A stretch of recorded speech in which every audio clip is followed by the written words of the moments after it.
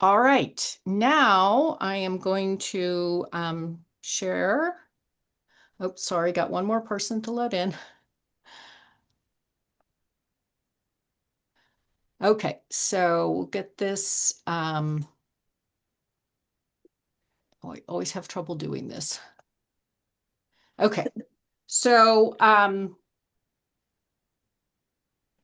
so the first question that we asked in the survey was who's your favorite sister dyad in the novel?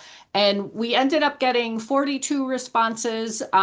There probably were a few people who responded after I created the slides, but this was almost everyone. So for a while, Jane and Elizabeth and Eleanor and Marianne were neck and neck, but then it became pretty clear that um, Elizabeth and Jane edged out the Sense and Sensibility pair. And then a distant third was Fanny Price and Susan Price. So the voting was on the novels, and the pictures are just for illustration purposes. For the brothers, the favorite pair was George and John Knightley. And then I sort of cheated a little bit and put Captain Wentworth with Admiral Croft as his brother-in-law. And then Edward and Robert Ferris got a little bit of a vote. And then the favorite brother-sister pair. This one was pretty interesting because I think there was a lot of sort of um, the absolute favorite was Darcy and Georgiana, but very close, tied for second was Fanny and William Price, and Eleanor and Henry Tilney, and then sort of fourth place was Captain Wentworth and Sophia Croft. So kind of interesting that we have more um, more evenly split in that situation. Okay. So I think the I think in a way, maybe a place to start might be just talking about the sisters, since the I think in some ways the sister relationships were pretty important in Sense and Sensibility and Pride and Prejudice. So I think in some ways that's pretty interesting. But yeah, any thoughts about kind of how the results turned out, or any thoughts about the sister relationships in general? Betty, I think you might be the first.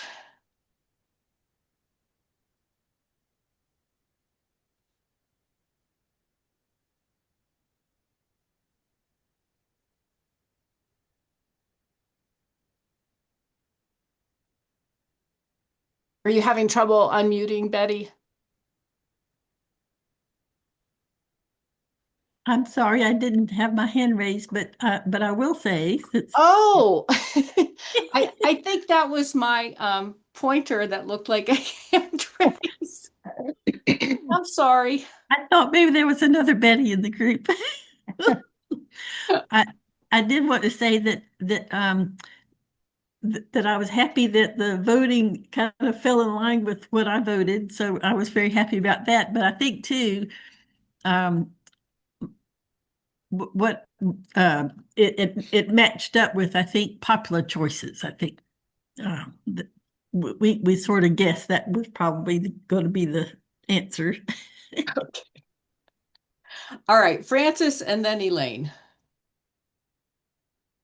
The person whose name just says iPhone also raised their hand before, so you may want to add them to your list of people to ask. Um, sorry.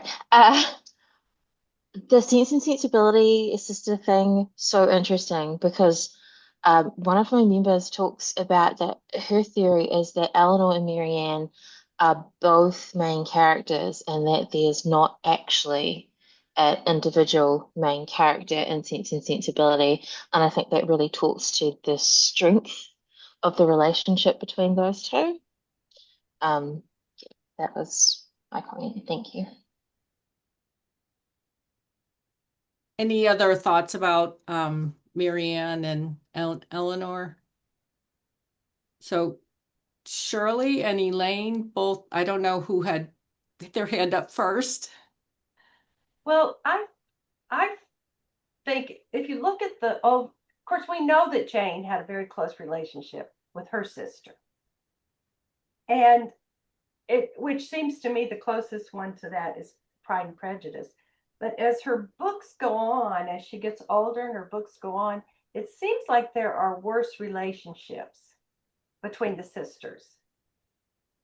By the time you get to Persuasion, my gosh, it just they're pretty bad on both sides, both of her sisters. So it just seems like her look at sisters changes over her books as she gets older. Yeah. Rosemary, you had your hand up, I think.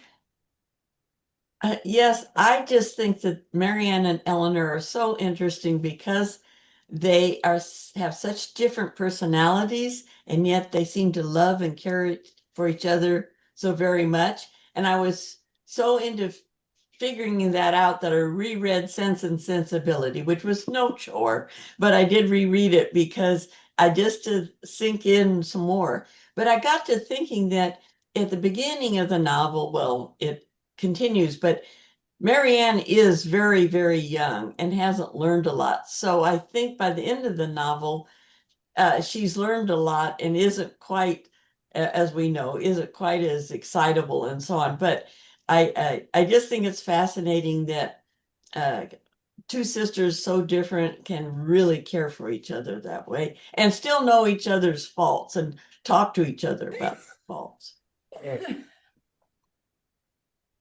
Yeah, there's a lot of affection that they show. Other thoughts about the sisters? Diana? Yeah, I think that, at the beginning, Marianne and Eleanor are so different from each other. Their viewpoints are different. But what touches me is that through the course of their experiences, they each learn to moderate their own shortcomings. Marianne learns to moderate her passion and be more, practical. But also Eleanor learns to be more passionate and show her feelings more. That when she breaks down, when she finds out that Edward is not married, um she she had been so careful to shield all of her emotions.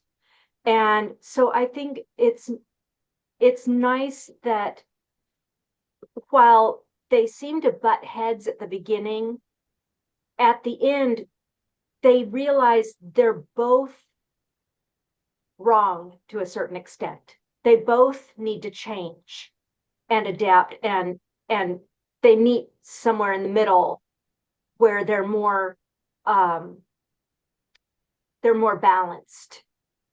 And I just think that's really nice that, by the end they're not so different from each other. They're able to appreciate each other's strong points, and their weak points have been balanced out by what they've learned and experienced. Yeah, Eleanor was very protective, I think, in why she hid her emotions. And it seemed like by the end, she didn't maybe have to protect them as much anymore. So it seemed like that played a role too, in her being able to finally break down and share what she had felt. Ilana, I'm not sure if I'm saying it right, but correct me if I said it wrong. No, that's good. I was going to say one thing I like about when you look at Elizabeth and Jane is you have the contrast with their other sisters. You know, we have lots of good sisters throughout a lot of these novels, but it was nice to see a real contrast with real problems between sisters, you know, between Mary and Kitty and so I think that highlighted the bond between Jane and Elizabeth. I was smiling because, as you said, Kitty, Diana's cat, was walking across the street. Oh, which one? Diana S. Which kitty? She has three. Oh, okay. It was Chur. Oh, sure. Okay. Yeah, I think that the sisters finally learn to appreciate each other and accept each other's level of expressing emotions. And what I loved at the end, when they're, well, in the movie, they're overlooking this big body of water. Um, Marianne is finally saying, maybe Willoughby wouldn't have been so happy after a while in a marriage with no money, with love and no money. And she's finally looking at it from a very practical, realistic point of view.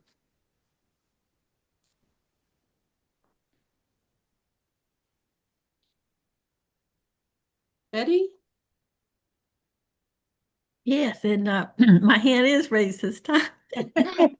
I wanted to say that Elaine Cushmall made a good point that sparked is sparking my comment now. She observed how the sister relationship and persuasion was sort of like had the worst example. And it made me think, well, what if over the course of the 6 novels, Jane, who was quite the expert in great relationships, which we saw earlier on, like Eleanor, Mary Ann, and Jane and Elizabeth, for example, in the earlier novels, that by the time she worked her way through persuasion, she had cause to give it a try to make bad relationships. Because every time I'm watching the adaptations in persuasion and I'm hearing Elizabeth, hearing Anne overhear Elizabeth saying, "Oh, no one would want Anne at Bath. You know, I much prefer you to be here, not her." You know, that type of reaction. That was sort of like diametrically opposed to what we were used to, the sister relationship. So she may have realized that that was something that she could explore and test along the way. Just a guess. But I thank Elaine for making that point. Well, let me respond to that. I think by the time she got to that point, she had lived with enough sister-in-laws. She shared a home. You know, there weren't any men in the household anymore. I think the dynamics between women change when there aren't any men living in the house. And she not only lived with her mother and her sister, but they had the kind of extra sister of Martha, or Lloyd. anyway. But she also had, when she lived with her brother, lived with a sister-in-law. And I think John's second wife was not real friendly with the family. So she experienced some of that, I think, by that time.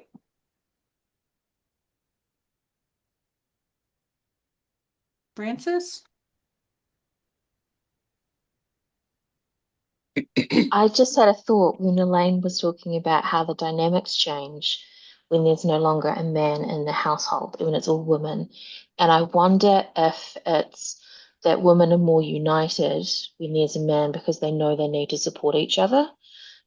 I hesitate to say there's a common enemy, But that if um, if there's no man where they have to manage him or manage that relationship, that then maybe, yeah, the relationships between the women can become more complex and potentially combative in a way that they may not have when men were there. So maybe there is a reason to keep a man around.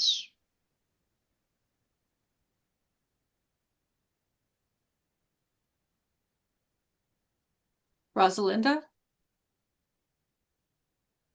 Oh, you have to unmute.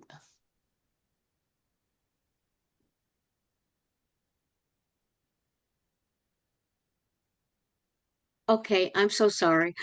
Um, I think it's interesting that if you sort of expand the question to sisters and then sort of near sisters or not sisters, when you have uh, Sense and Sensibility, you have these good sisters, Mariana and Eleanor, and then you have the really bad pair of sisters. I can't remember the name now. In who are so sly and manipulative and try and win over their sister-in-law.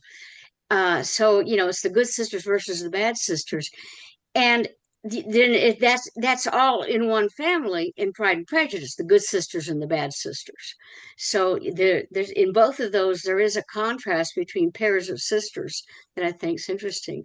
The other thing I noticed was when you change between Pride and Prejudice and Emma, in both cases the father is very important, but the role reversal is so significant because um, Jane, excuse me, Elizabeth admires and respects her father. She may not admire and respect the marriage she made, but she respects her father. Whereas in Emma, Emma is just she's the caretaker practically of her father. And the other thing about Emma is she has a sister, but instead of having a relationship with, I guess, I don't remember the name, Isabella or whatever, instead of having a relationship, she wants to create her own sister with the woman who's at the orphanage. I forgot the name. Anyway, yeah, but so I think that the nature of sisterhood, she has so many examples more than just the ones that are in the core of the narrative, and I think that's interesting. And it also validates the point about having been with sisters-in-law and everything. She's really had a chance to think about all the different kinds of relationships that might happen. Yeah.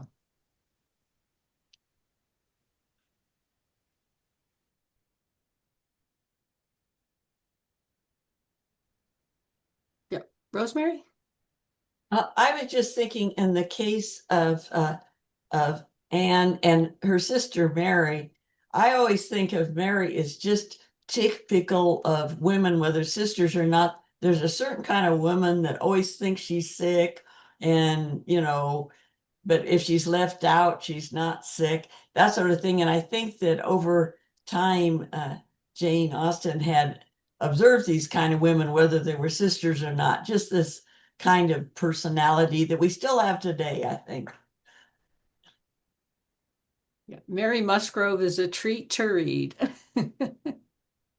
She would be awful to have as a sister, but she's a treat Yeah. to read.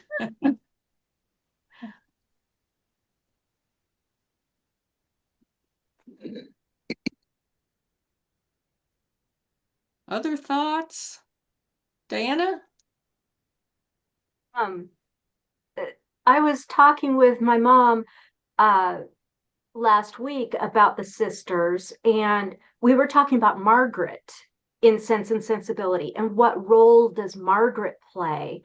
And we both thought it was really interesting that Margaret, of course, both Eleanor and Marianne have a great relationship with Margaret. They're very protective of her and motherly towards her.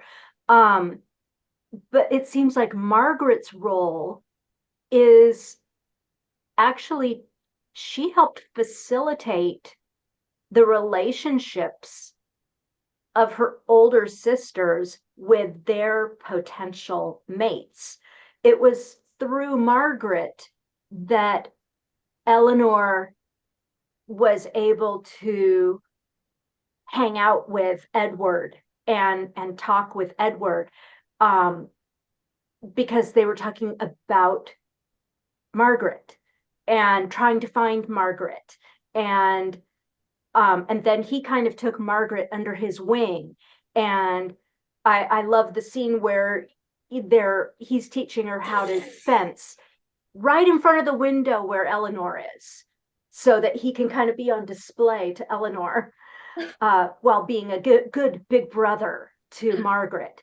And then Margaret also kind of bonds with Colonel Brandon because she loves geography and is interested in the world. And she asks him, you know, what were the Indies like? And he says the air was full of spices.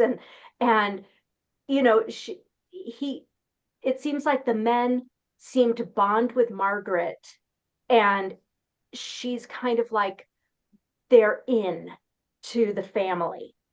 Like, she's the safe one because obviously she's not a romantic interest for any of these men, but she gives the men permission to be there and to have conversations with the young ladies. And I thought that was an interesting perspective. Yeah, it seems like in the book she's more strictly like a plot device where like, she'll drop the bad news or she'll, tell Eleanor about Marianne's hair getting trimmed by Willoughby or let the Middletons know that the person that Eleanor's interested in starts with an F. Yeah. Um, so yeah, it seemed like in the movies they use Margaret to sort of humanize the men, and then in the book she's more a plot device, it seems like. Renata? I've always wondered about Margaret's role because I think, except for what might have happened inheritance wise, Margaret could have been a boy. The character could have been a little brother, and not much what else would have changed. Yeah, except the big question of the inheritance. Right. Although I guess John was the older son, so it always That's right. That's right. So have gone. it's and being the youngest, the money probably would not have gone. There would not have been an entail or anything. Maybe as a boy, Margaret or whoever, the name might have gotten more money than the girls. But otherwise, looking at the book and even the movies, Margaret could have very easily been a little brother.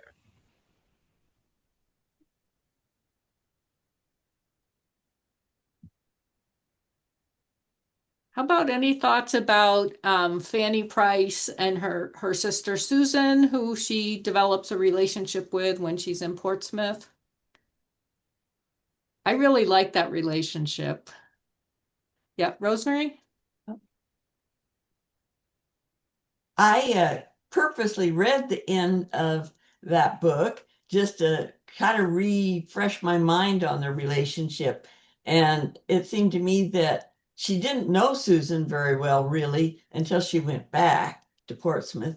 But then she realized that she was somebody that almost needed rescuing, I guess, but she needed to help her to become the kind of person she had potential for. She had showed potential. Well, the younger sister was helpless and hopeless, but that girl, and so I think she was very glad when she was invited to go back and for do her role and so on. So. Yeah, I think Susan really helped Fanny to develop a sense of like who she is separate from Edmund, that she can have a life separate from Edmund. Betty? I would add who um, was it Rosemary's comment that because Fanny is more of a religious person, I would just sort of project onto Fanny that she was almost observing the golden rule, because the way Fanny was raised, she, she suffered all this emotional and verbal abuse, particularly from Mrs. Norris, that she had an opportunity to treat someone as she would have liked to have been treated. And so Susan was sort of like the recipient of her golden rule. And so I loved, particularly in the 1989 adaptation, how Susan was elevated to coming up through the ranks in a more positive way, like Fanny had, and how she was portrayed in that adaptation is learning all the ropes, but in a kinder way. So I like that type of relationship that Fanny was shown to have with Susan.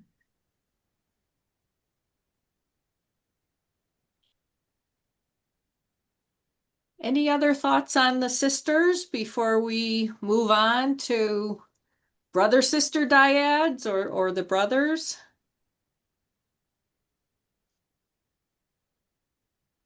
I think the brother sister dyads are interesting because you have, for a couple, you have the heroines with their brothers, and then you have the heroes with their sisters. Um, anybody want to start with that?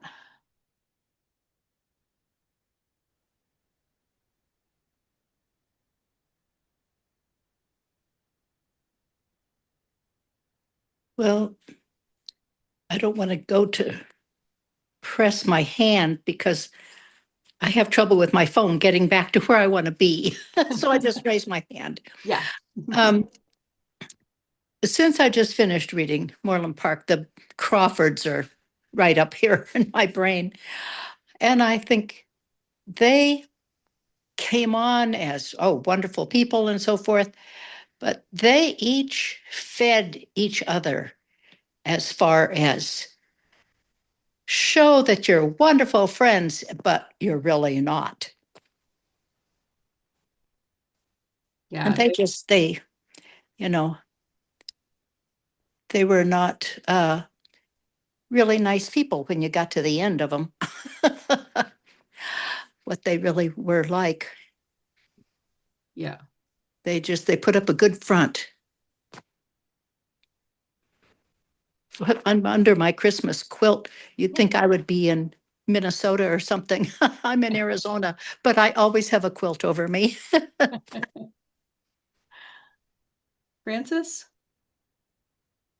Um, I really enjoyed the talking about the brother sister dyad in the North Araby, and I was thinking about it when we were looking at the sister relationships. So I love that you brought it up in the brother sister relationships. That I think in other novels it tends to be more about a sister and a sister, but Catherine's family at home, almost to a certain extent, don't exist when she's in Bath. You don't see much about the relationship with them. It's very about her in this new life. And I love the different ways that the brother sister dyads relate. Like Catherine and James are actually, they do love each other, but they're kind of distant. They're just like, oh, you're here. Yes, I totally came here to see you. That's so great. But then Henry and Eleanor really, truly love each other and are friends and support each other. And then I think Isabella and John are like co-conspirators, and getting to see the different dynamics in these brother-sister pairs is so interesting. So thank you. That was a great question. Yeah.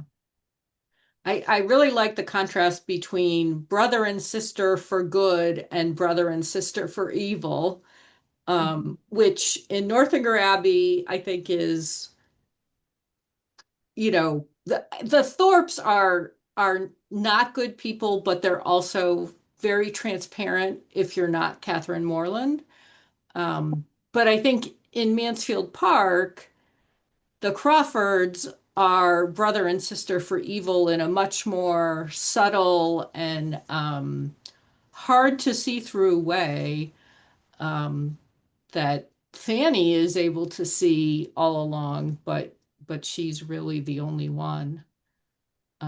So I think in some ways there's some of the same sort of brother sister conflicts in Mansfield Park that you see in Northanger Abbey.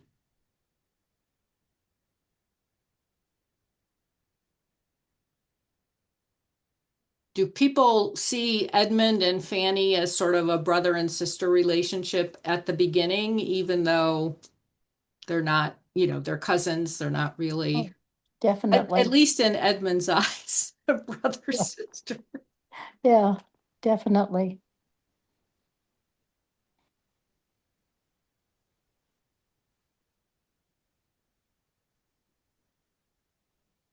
Rosalinda? Okay, I did it. And Edmund and Fanny are like brother and sister, but then William and Fanny are truly brother and sister.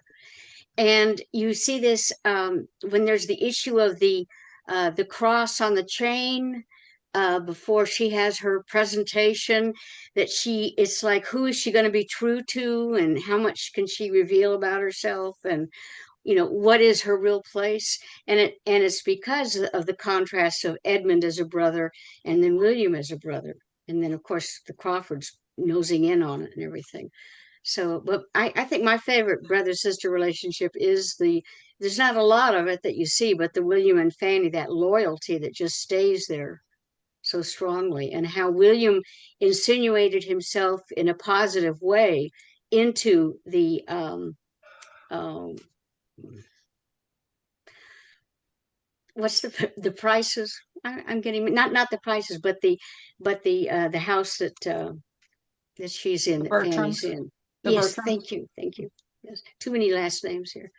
But I think I think this is such an interesting topic, and it also brings up so many of the dyads, and I appreciated the comments about how I had never thought about how the sister relationships changed over the course of the novel. And poor uh Anne, how's it, Anne at the end in Persuasion, she has two sisters, but she really doesn't have any sisters. Nobody cares about her.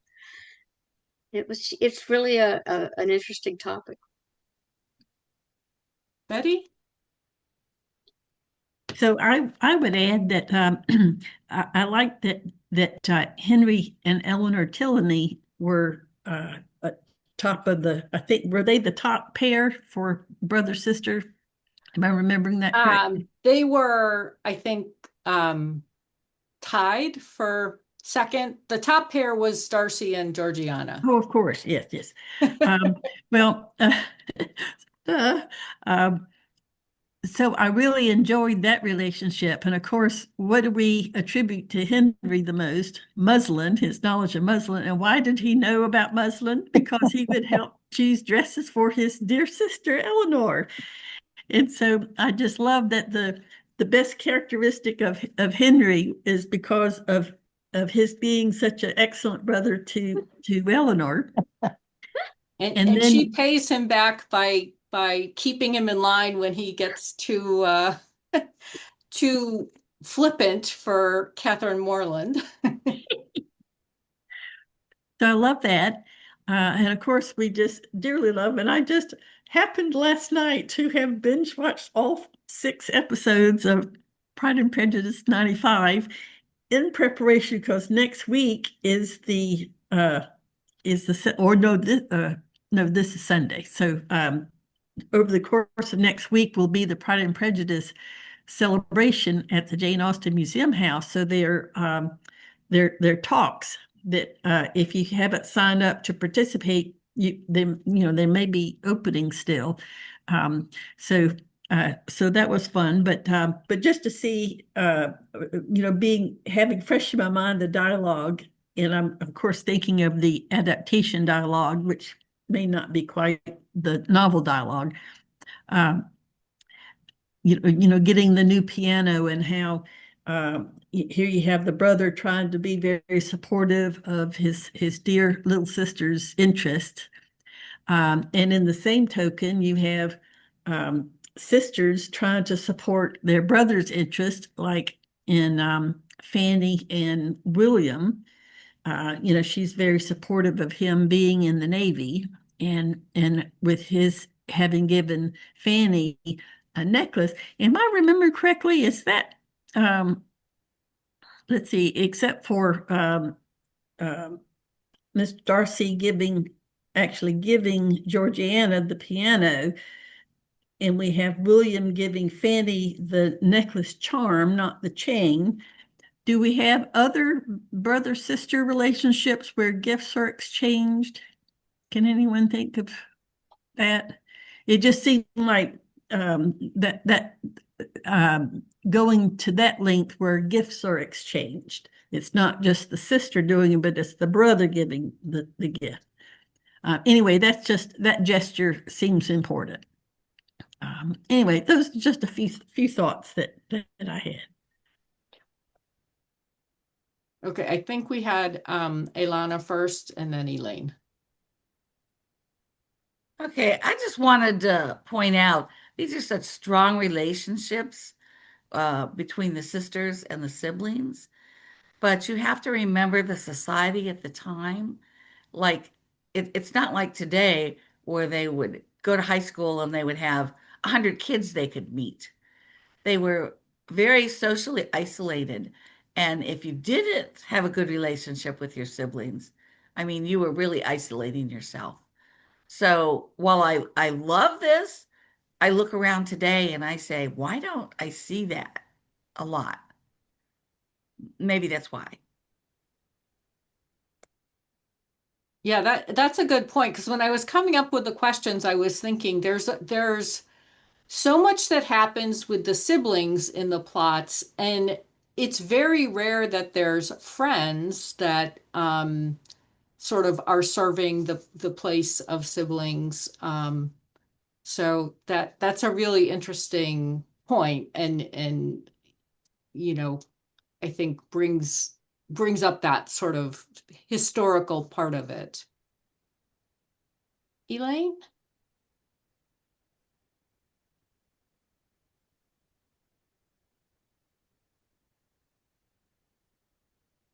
You're still muted.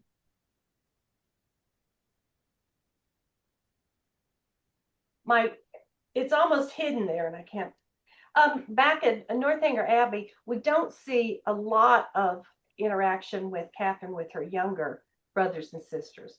But when she's finally at home near the end of the book and Henry comes to visit, and I'm not sure whether this was just in the movie or whether this is actually from the book, but he comes in and he's awkwardly trying to visit with her mother. And these three younger siblings are sitting on the window sill, just staring at him. I think it was two sisters and a brother, maybe. And he says he'd really like to get out of there. And he says, well, could Catherine show me where the Allens live so I could give my regards to them? And the sister turns around and she says, well, we can see the house right outside the window. And being the oldest of five myself, I thought Jane got that very right. And it was in the book, and the mother knew he wanted to talk to her by himself and said, oh, no, Catherine can show you.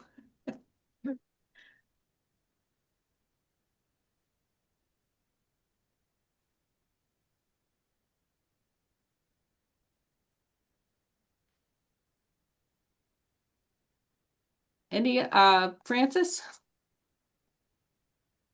I'm not sure that any of the main characters have a really strong relationship with their brother. I don't know what that says about Austen's own relationships. The closest would be perhaps Emma and Knightley.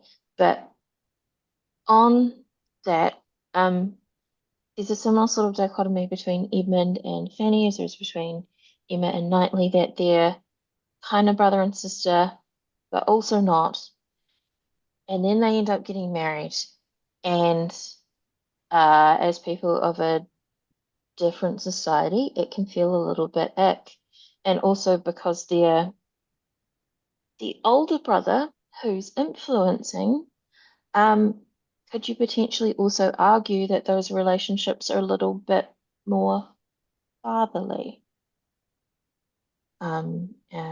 I'd be interested to hear if other people think it's definitely just the older brother thing, or whether that it feels potentially that Edmund or Knightley stepping a little bit into the father role to the woman that they will eventually marry.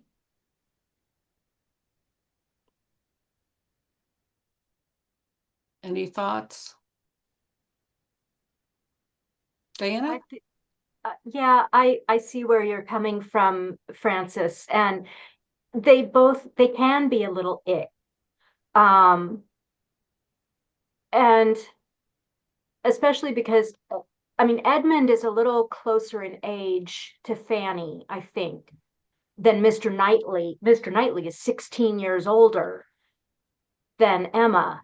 And that has always kind of been a little ick to me. Um, but uh it it does kind of, from a modern perspective, it does kind of bring up, the issue of grooming.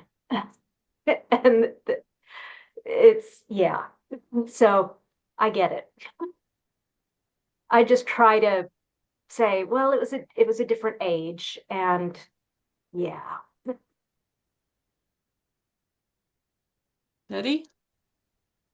I was just refreshing my memory on questions, and you had asked one about Mr. Gardner being a model of a good brother to Mrs. Bennet. And as I said, having just watched the 95 episodes last night, that was fresh on my mind, and I just wanted to comment about that. And again, I can't remember if this was in the book or just in the adaptation, but the comment that Mrs. Bennet made about, well, of course, her brother should have spent all that money on her children, that he hadn't, except for presents, he hadn't done anything much else. So, in spite of the fact that he has his whole family himself, the fact that Mrs. Bennet would think that Mr. Gardner should have done something about spending money on solving a family problem uh, is always something that baffles me. That was in the book. Yeah. So that's a situation where is it because he's a man as a brother, he's obligated to do a rise above and beyond in doing what's needed to keep peace in the family? Would that be what it caused her to think that? I think what causes her to think that is her being Mrs. Bennet. Because both he and Mrs. Gardner's, kind of tell Lizzie that they they couldn't have afforded to pay the amount that Darcy paid. They would have helped as much as they could, but they couldn't have afforded, whatever, if it was 10,000 pounds. And that's just insane. Which is amazing because all the fuss has been made over Mr. Darcy and his 10,000 pounds. And here we have 10,000 pounds being mentioned in that setting, and nothing's been mentioned at all that anybody else earns 10,000 pounds a year. And so it's just astounding that she would expect that would have come from her brother when um, we haven't had any hint that he, has that ability, like you said. I think it's just Mrs. Bennet being Mrs. Bennet. Yeah, I was going to say, I think that she never wants to take responsibility for any of her shortcomings or her family's shortcomings, and she just expects somebody else to fix the problem. So it's somebody else's responsibility to fix the problem. And I think that's where Mrs. Bennet's coming from.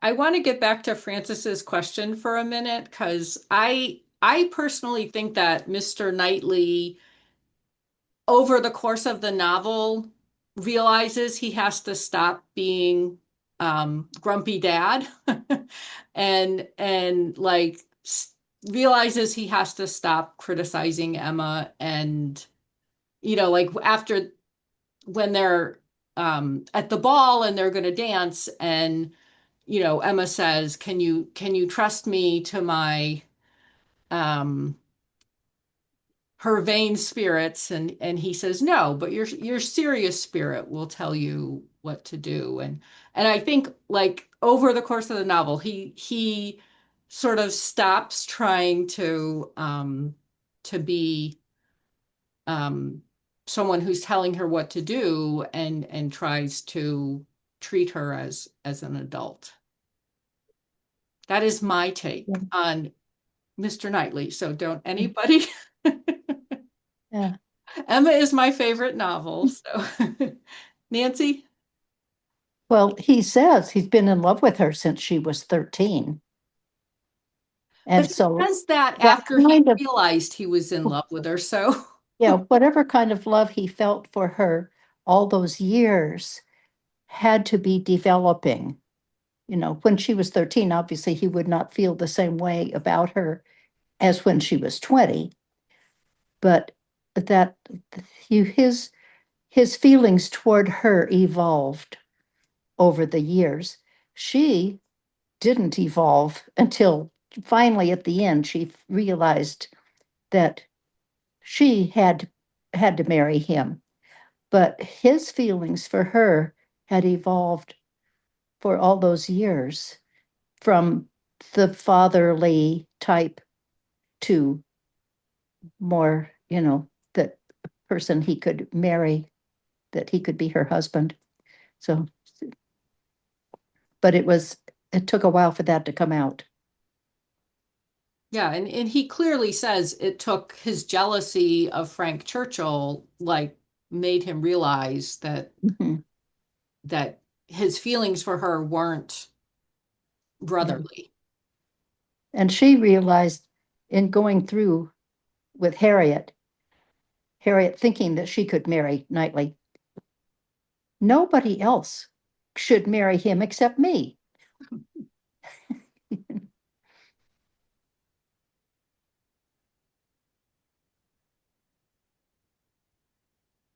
Something that has nothing to do with the siblings, but it came to me yesterday about the fathers, two fathers, Mr. Bennet and Sir Thomas.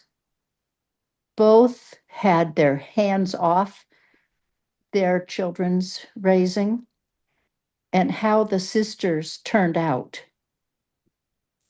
with the Bertram sisters and the Bennet sisters. And both fathers realizing too late they should have had hands on with raising their children. And the daughters would have been more under control and done what was the right thing to do. So that affected the sisters' relationships of, Kitty and Lydia just being wild, and Mariah and Julia just, the first guy that they were attracted to, instead of being taught the proper way to do things.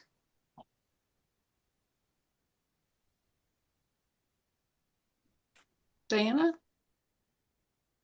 I was thinking about Henry and Eleanor Tilney. They're my favorite brother and sister.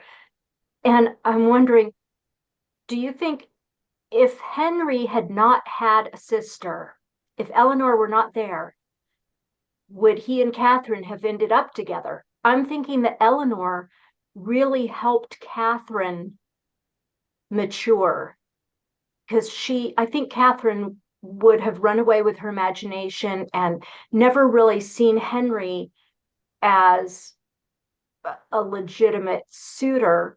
But Eleanor kind of put herself in the position of big sister to Catherine and helped Catherine sort of mature a little bit. As she pointed out, when Catherine was so upset about how her brother was treated, um, and Eleanor said, he'll get over it, and you will too, and we'll all move on. And you need to know that not everybody's like that.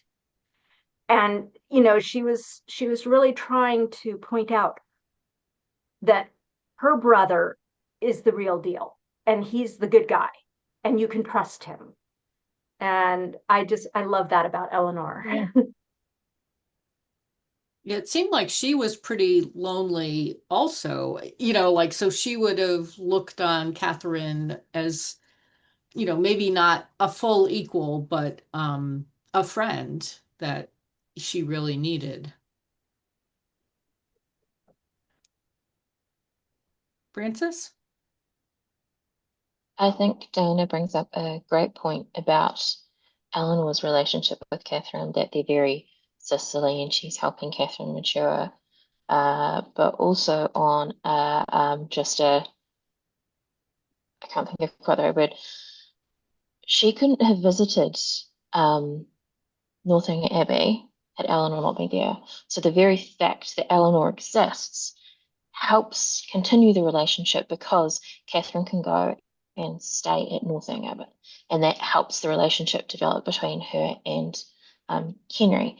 Similarly, I know a lot of adaptations of Pride and Prejudice cut out the hearse entirely, and you're like, what's the point of the hearse? Well, if the hearses aren't there, it's awkward, potentially not okay. I'm not quite sure on the rules around that for Jane and Elizabeth to have stayed at Netherfield Park, but because the hearses are there and there's a married woman there, because all the other men are single, that it means it's okay. It's definitely okay for Jane and Elizabeth to be there. And in a way, these relationships with sisters are supporting the men to have the relationships because they can spend more time with their eventual wives before the marriage.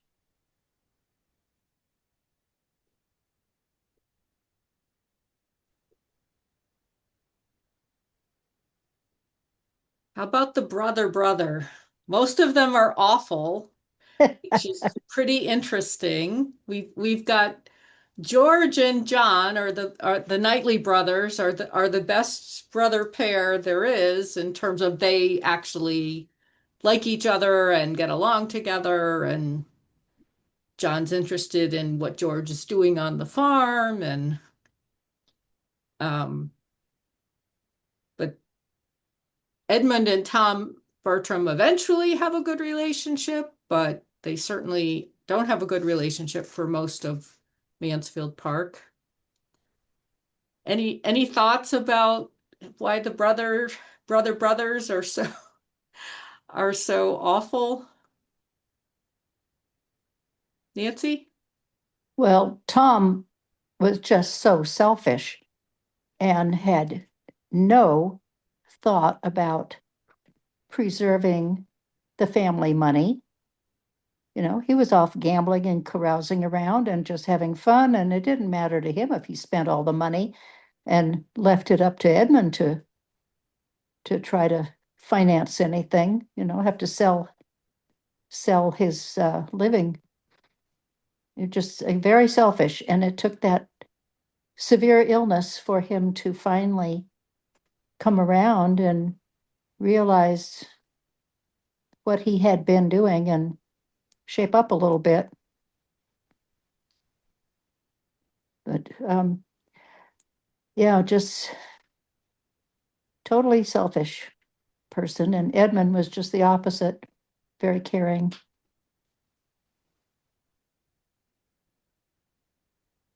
Marja? Um, I didn't say it wrong. no, you did well. I was thinking with the male brothers, there's often more of a rivalry because of the way the society is set up.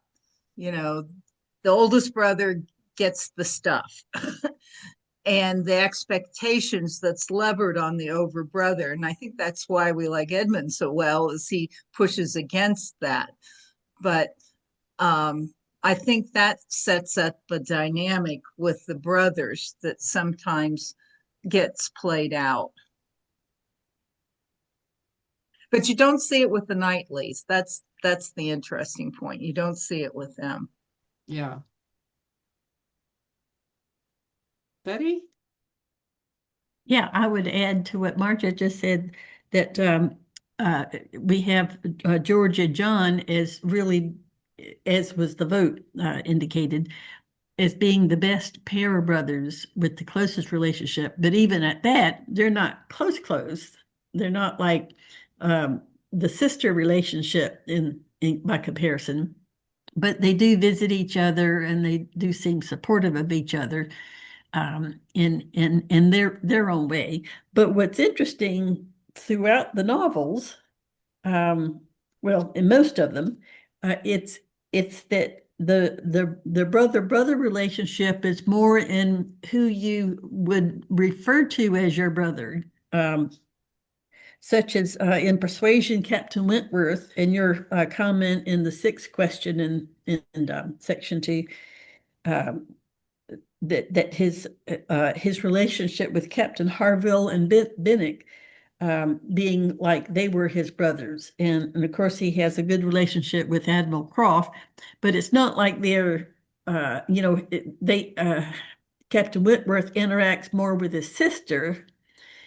There's not necessarily lots of examples of close interaction and close relationship with Admiral Croft, but you can tell it's positive, but it's more Captains Harville and Bennick who have the relationship with Captain Wentworth, and then and then the example in number 3 when you're talking about Pride and Prejudice, that Bingley and Darcy function as brothers, and so at least in those 2 articles you have that example of you choose your brother and you can have a close relationship. And so that I think those 2 novels best represent that type of brother-brother relationship, chosen brothers.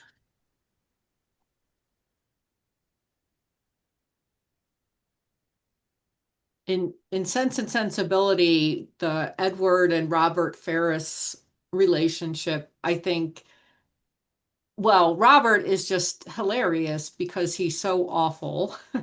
But that one's an interesting one where sort of the person who's supposed to be the oldest is Edward, and but the younger brother is treated as the oldest, and thinks of himself as the oldest and kind of acts as the selfish oldest brother does in some of the other novels. So yeah, that was kind of interesting of like, why did they have him be the younger brother, unless I guess it would make sense in the sense of if Edward had been the younger brother, Lucy wouldn't have tried to marry him, so we wouldn't have had that secret plot. Mhm. Rosemary? I was kind of chatting on, sort of typing and chatting with my grandson, and he pointed out that there's almost no dialogue between the men. We get an idea of how they feel about each other and so on, how they talk, they talk to other people and how they act, but you don't get much dialogue between the men. But I was also thinking, even with John and George Knightley, John is always complaining about things, but Knightley puts up with it, I guess. Yeah, you get more the narrator talking about how they talk to each other and how they care for each other. Yeah. Yes. Renata? Yeah, so I'm not sure who said this, but they said there is no dialogue between two men Mhm, in Austen's novels unless a woman's there. mhm. Because Jane would not have known what it was like for two men to talk to each other unless there was a woman in the room. I think there's exceptions. So Okay. in Mansfield Park, Sir Thomas and Edmund discuss Fanny without Fanny being there. But And was there a woman in the room? no, Okay. that I think that was one where that's one of the exceptions, but Okay. a lot of critics say that Jane Yes. Austen never had men talking without a woman there, but there Yeah, are a few exceptions. I've heard that before too, but I've realized it's not true.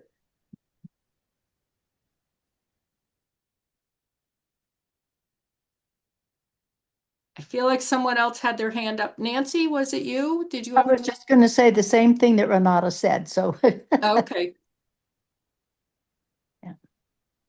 I don't know where I had read that, but so yes, there are exceptions. Yeah. I think John Mullen might talk about the exceptions, maybe.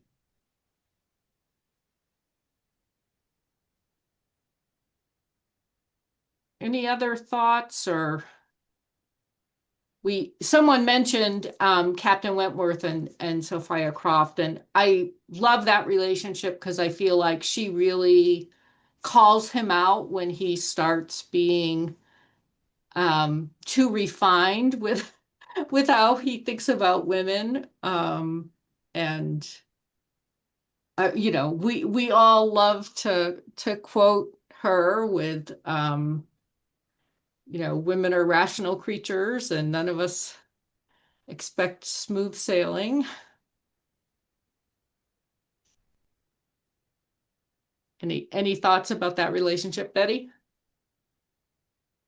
Well, and I do like it, and always want to applaud Sophia whenever she makes that statement. I said, "Yeah, go get him."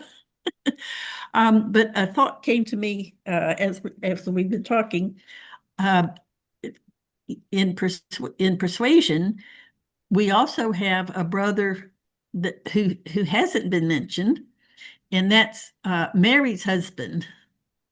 Is it Charles Musgrove? Yeah. We haven't mentioned him.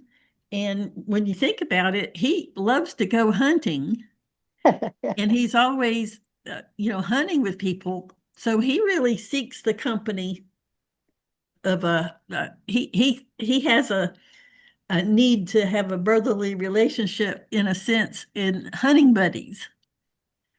So I think we ought to give him a shout out for that, because that and then that helps drive the plot along. The fact that they're going hunting, and he's got Captain Wentworth there, and he's all excited about meeting Captain Wentworth. Um, and then we have Charles Hayter, and he's very loyal to his cousins, the Hayters, although he gets a lot of grief from Mary about it. Um, so anyway, I just thought Charles Musgrove needed a little attention as well in our discussion.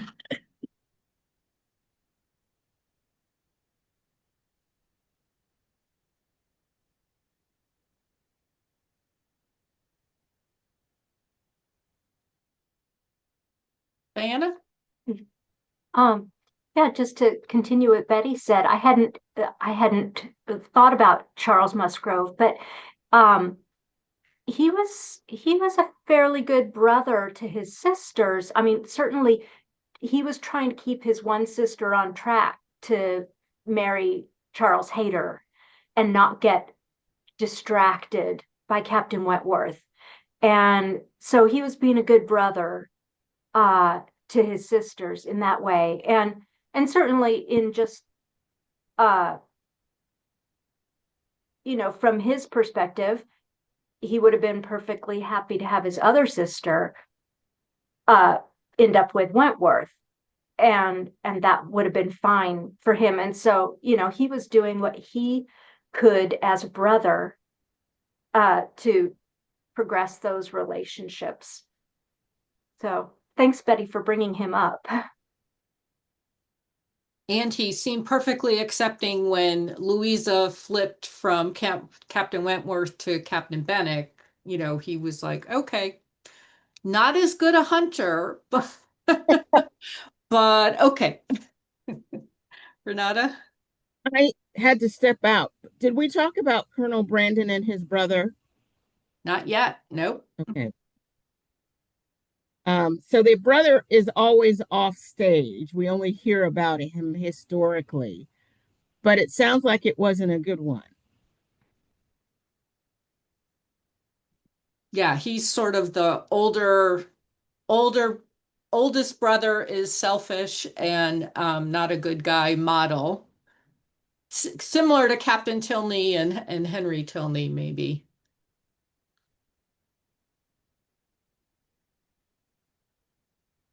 Rosemary? When you mentioned Captain Tilney and Henry Tilney, it seems like Henry doesn't like what he does or anything like that, but he's kind of, well, that's the way he is, sort of thing. You just you don't go along with it and you don't do what he does, but his explanation is just that's the way he is, and maybe sort of a blood tie, but not really admiring him at all. I think that also probably reflected this sort of ideal at that time that like unless you had power over someone, you didn't tell people what to do. You know, you might have thoughts about what they're doing, but you don't tell other people what to do. Um, yeah, I think that is a strange relationship because it seems like, you know, he doesn't think that his brother is doing good things, but he also doesn't feel like he can interfere or say anything.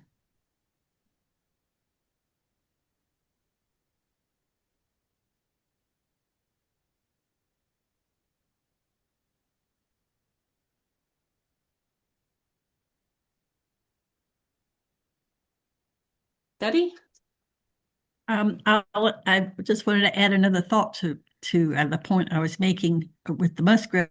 The thought also came to mind was that when they were in Lyme Regis and Louisa made her jump and had her accident, the thought was always either that Anne should stay. Captain Wentworth was supporting that idea, and then Mary comes in and says, "Oh, that's too unkind, unfamily, blah blah blah blah." So Louisa, and I'm forgetting the sister's name, Henrietta? Henrietta. So what's curious to me, and this is the point I wanted to make, it's curious to me that at the time of taking care of Louisa, it was between Anne and Mary.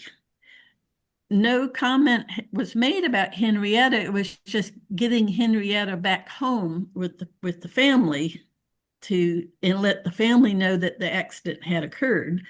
But it's curious when when we were talking about sister relationships that Henrietta wasn't a candidate for staying to take care of Louisa at that point. So anyway, I just thought that was curious. She's old enough to get married to Charles Hayter, but not a candidate for taking care of her injured sister. Mary really wasn't a candidate either, but she pushed herself in. Yeah.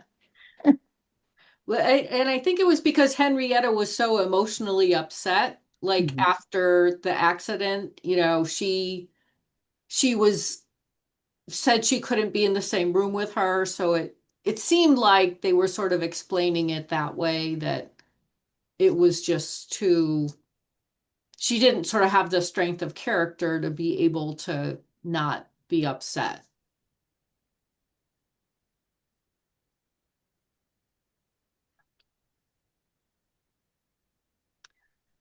Well, are there people that we didn't talk about? Any sibling relationships that anybody wants to talk about that we didn't talk about yet.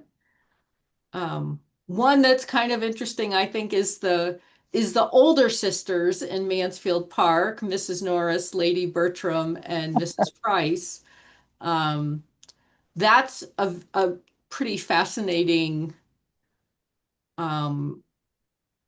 dynamic because you know, their different personalities really drive parts of the plot. That and their destinies are so different based on who they married. Exactly. Mhm. I had a question here about Mary. The Mary that's in Pride and Prejudice, the middle sister. And did we feel sorry for her? And I want to say yes. I did feel sorry for her. Of course, she's got a book written about her now. So, but then the other two sisters, there's Jane and Elizabeth, Mary in the middle, and then the other two sisters, Kitty and what's her face? Lydia. Lydia that runs away. And they're really in cahoots with each other. They seem really close, and Kitty knows about it, but hadn't shared it because she'd had a letter from Lydia. And so they were close. But at the end of the book, it says that she spent time with Elizabeth and Jane, and they're showing her a better way. I think something to that effect. So. Mhm. Yeah, Lydia and Kitty just seemed like teenagers. Like they really seemed like this sort of Giddy. teenager, and where Lydia was more masterful or more powerful in that dyad. Um, Even though she was the youngest one.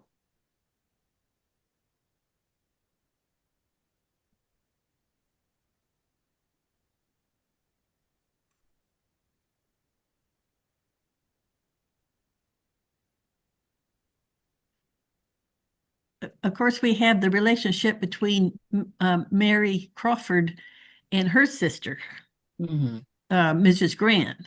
yeah. Um, it seemed like Mary Crawford was a better person when she was around Mrs. Grant. Am I thinking correctly on that? And then she lost Mr. Dr. Grant at some point. So, do you think Mary gets uh, good gets a few points, positive points for being seemingly a good sister, a good enough sister to No, Mrs. Grant? no. I still think one of the mysteries of that book is how old is Mary Crawford? We never really know what her age is. And yeah, so is she, well past 20 and like kind of need needs to be, it seems like she's thinking that she wants to get married at the beginning of the book, but we don't really ever know her age, and to me it's just kind of interesting that we never know that. Well, and then money wasn't an issue for Mary for uh her, right? She wasn't going to be destitute. Yeah. But like the friends that she stayed with in town, one of them was 25. Mm-hmm. So, you think she's got to be at least, 22 or 23, but I don't know. It And just, is she older than Henry or younger? yeah, and we don't know that either. The sister's definitely older, don't you think, though? The Mrs. married sister. Yeah. Yes. Yeah, because she was older when they were born. Right. Because they're half siblings, correct? Yeah.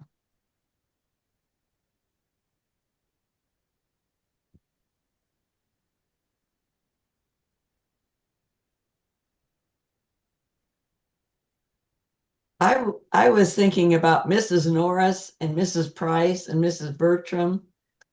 And I think that Mrs. Norris seems to be much more ambitious than either of the other two. And in fact, I think at one time Fanny thinks Well, my mother is a lot like Mrs. Norris, but she has to try to keep a house together, and she doesn't. She's not able because she's, just too listless and lazy. So she's really a lot more than like Mrs. Bertram. So I thought that was kind of interesting. Yeah. And that if Mrs. Norris had had a bunch of children that she had to take care of, maybe she wouldn't have been so miserable trying to control everybody else. I think she was jealous of her sister who had more money. Yeah. I'm sure she was.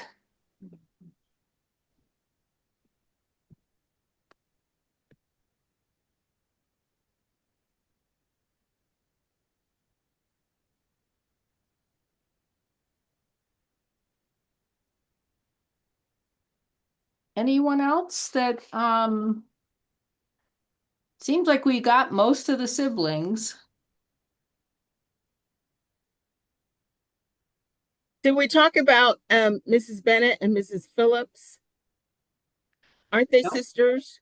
Yeah. We talked about Mr. Gardner, but we Right. didn't talk about Mrs. Phillips and Mrs. Bennet. Vulgar 1 and Vulgar 2.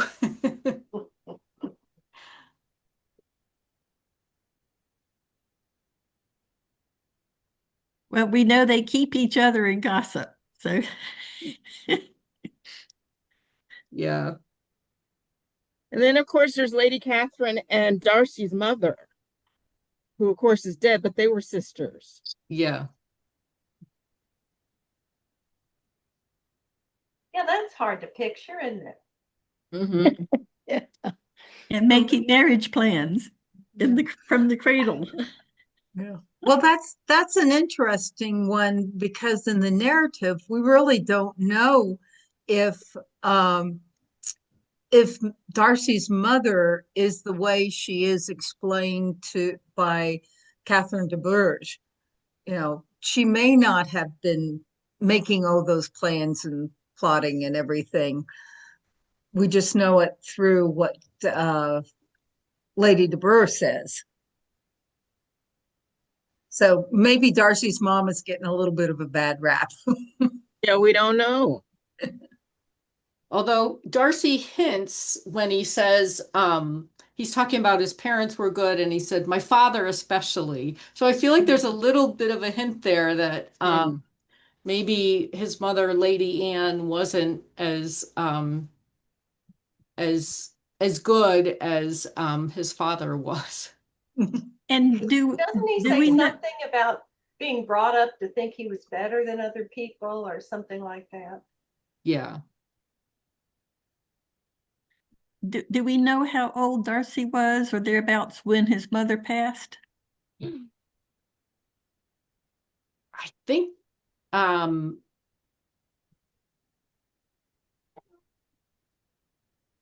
so I think he's 10 years older than Georgiana, isn't he? At least. Yeah. So I don't know how old Georgiana was. I mean, obviously she would have had to have been born. Um, so yeah, I don't know.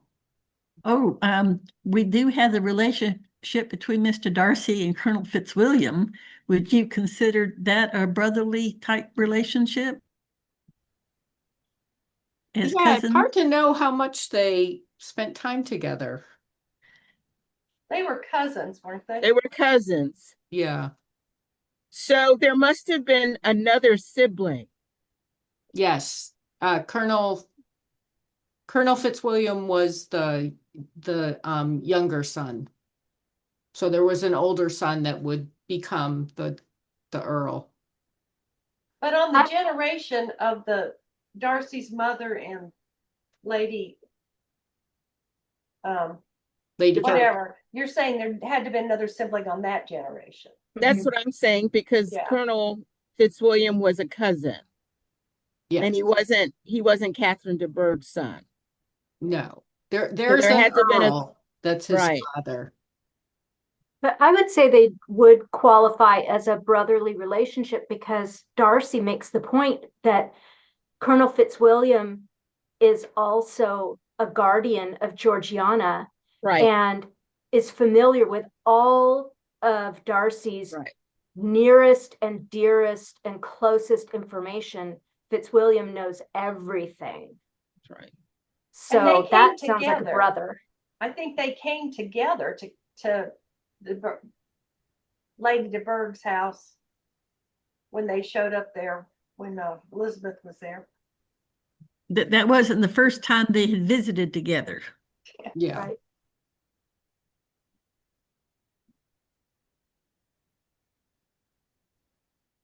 He would have been on a more equal level as far as brothers, where if you think of Darcy with Bingley, Bingley was definitely the younger brother looking up, or younger in the relationship. Mhm.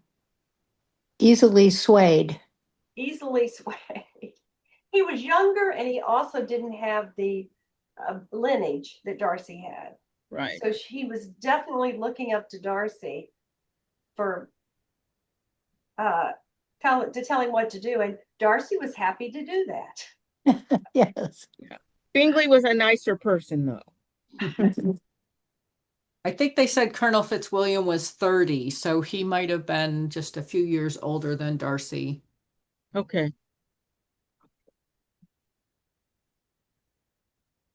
But wasn't Bingley like 5 years younger or something like that? He was Yeah. several years younger Mm-hmm. than Darcy, and only had 5,000 pounds a year.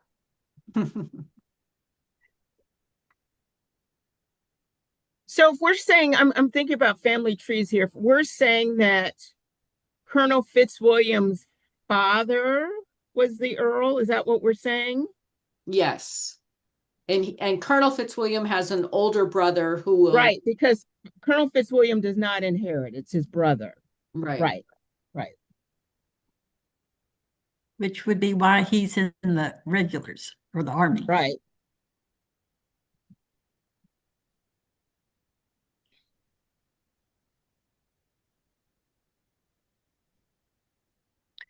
Well, that's interesting because Captain Tilney is in the military and he would have been the oldest son. I'm wondering why he was so he would have just chosen to go into the military? Well, it sounded like General Tilney thinks that all men need to have a job, so that's probably where that came about. Right. And he didn't have a title. He was just he was military. He was a captain. Right.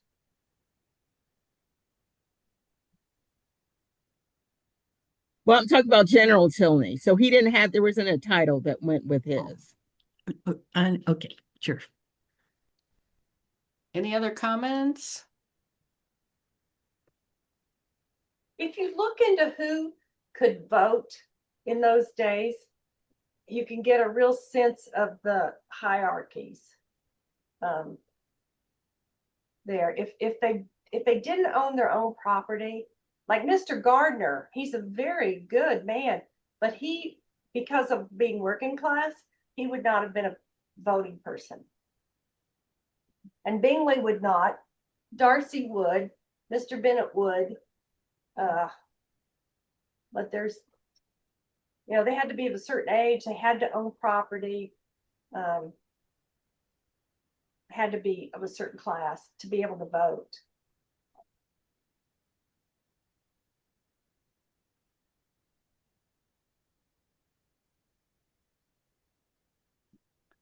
Well, thank you all for coming.